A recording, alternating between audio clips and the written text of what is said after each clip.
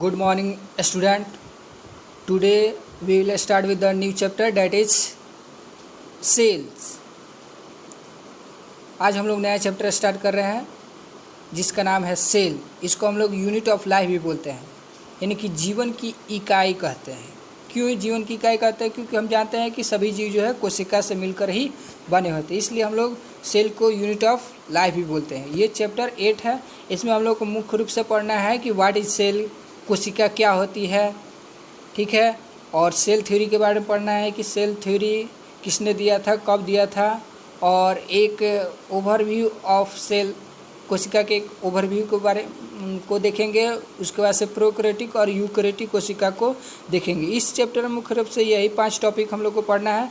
तो अब हम लोग स्टार्ट कर रहे हैं. कह रहा है कि when you look around you see both living and non living things, यानी कि जब आप अपने चारों तरफ देखते हैं तो आप लिविंग और नॉन लिविंग दोनों वस्तुओं को देखते हैं, ठीक है.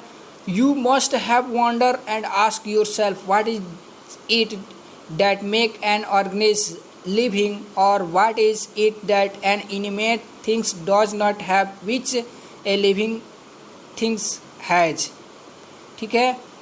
कह रहा है कि जब आप अपने चारों तरफ देखते हैं तो लिविंग और नॉन लिविंग दोनों वस्तुओं को देखते हैं. अब क्या आपको आश्चर्य होता है कि क्या ऐसा चीज़ है जो लिविंग में है कि वो लिविंग कहलाते हैं, और वो कौन सा ऐसा चीज़ है जो नॉन लिविंग में नहीं है, ठीक है. यानी कि कौन सा कैरेक्टर है लिविंग में कि वो लिविंग कहलाते हैं और वो कैरेक्टर नॉन लिविंग में नहीं दिखाई देता है. कह रहा है कि the answer to this is the presence of the basic unit of life the cell is in all living organisms. इस प्रश्न का उत्तर मुख्य रूप से हम जानते हैं कि सभी जीव जो में कोशिका होती है, यानी कि जीवन की बेसिक यूनिट कोशिका है. अब आगे कह रहा है कि ऑल लिविंग और all organisms are composed of cell, यानी कि सभी जीव जो है कोशिका से मिलकर बने होते हैं, ठीक है. सभी जीव कोशिका से मिलकर बने होते हैं. अब उसमें कह रहा है कि कुछ जो है सिंगल सेल से बने होते हैं जिसको यूनिसेलुलर ऑर्गेनिज कहते हैं, यानी एक कोशिकीय जीव बोलते हैं. इसका एग्जांपल ऑल बैक्टीरिया हो जाएगा. इसके अलावा आपका अमीबा हो, प्रोटोजोआ, ठीक है. कुछ एल्गी जैसे क्लोरेला है, स्पाइरुलिना है, ये सब क्या है, यूनिसेलुलर ऑर्गेनिज है.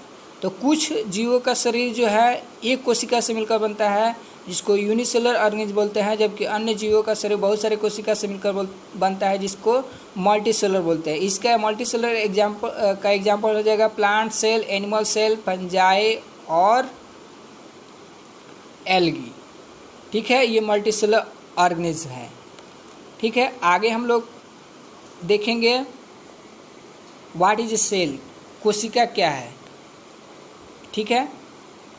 कोशिका क्या होती है?